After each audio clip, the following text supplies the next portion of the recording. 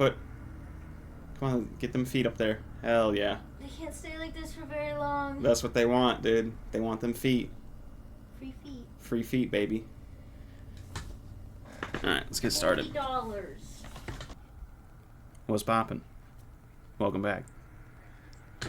So, it has officially been a little over a year since I did my last review on this guy. Yay! Pfft, confetti, whatnot. Anyways, just wanted to give you the this is the 1 year review of the Ps5 Edge Pro Controller.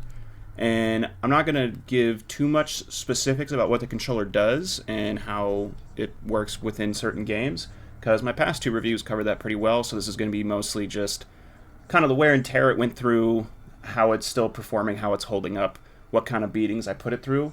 I don't really abuse my technology, per se, that much. I try to take care of it as best I can, but it has been yocked a few times via someone catching the cord and sending the controller off in whatever direction it chose to go.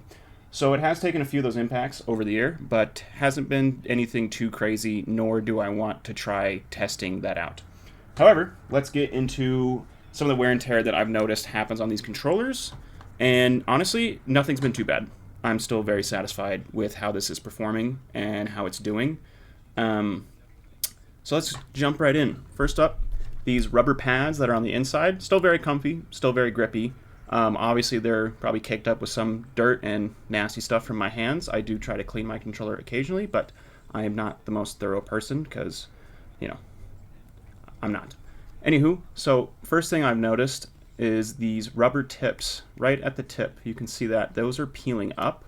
They don't peel up very far. There's like little rubber anchors that hold it to the plastic of the controller. And so I feel like it would take a fair bit of force to get that to go past that. There is a few, let me see if I can get the camera to focus on this here. Right here, it's sort of out of focus, but there's little air bubbles that have started popping up in the rubber as well. I'm assuming that's just those anchors pushing out over time. But besides that, that's all I got to say for those rubber pads. As far as the sticks go, they still feel smooth. They still feel good. I know with some controllers, after using them for a while, the sticks get like super rough and they don't glide as smoothly. They don't feel as mechanically sound. But the whole reason I bought this was because you could replace the sticks.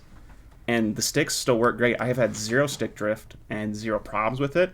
So that's fantastic. I can't say the same if you bought it and then you have a different experience. But the one that I got, no problems. I haven't had to replace them a single time, but I could. I definitely could if I wanted to. As far as the triggers go, I've been using the trigger stops on both of the triggers. No problems there. Both trigger stops are functioning effectively. I can still switch them. Smooth as that. Boom, pulls all the way down now. Pulls less. The cord, no noticeable damage on the cord. No fraying. It's sat at this angle, which that is sort of like, you know, memoried, if that's the right term. It probably isn't. It's like memoried into the cord.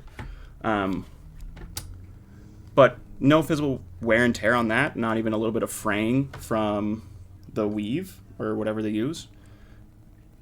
And then the bumpers, both these bumper buttons. The only thing I noticed is on certain games, I spam this bumper quite a bit, and they both still feel pretty clicky, very solid, mechanically sound, I would say, but it does feel a little rough to press down from time to time. Nothing too crazy. I wouldn't say anything horrible about it, but I have noticed a little bit of roughness with the bumper.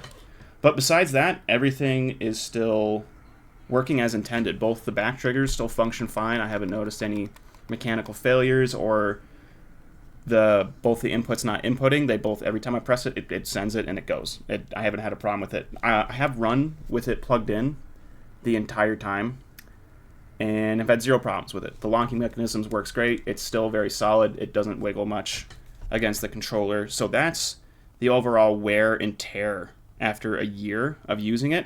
Now, I do tend to take care of my technology, like I said earlier, so year's experience might be different. It has been dropped a few times, but nothing out of the ordinary has happened. So, pretty mechanically sound. Definitely worth the $200 price point, in my opinion, as of right now. After a year, I'd say that's pretty good. I'd say it's pretty solid. As far as using the controller for every single game that I've played, I've had zero problems. I love the customizability of the controller, and if you're curious what all options it has, you can go watch my past video on it. I break it down fairly well, and I'm sure there's other people that have made plenty of reviews, so if you're more curious about that, feel free to just jump on over there. But besides that, that's all I got to say. Man, that's all I got to say about this thing. It's a very solid piece of equipment. Sony knows what they're doing. Very impressed with it.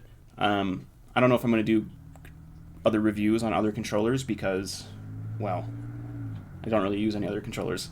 So that's it for now. I don't know if I'm going to make another review if I manage to hold on to this thing for another year. Probably not. This will probably be my final review on this controller.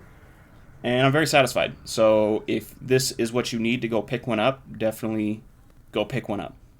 And as always, thanks for watching. See ya.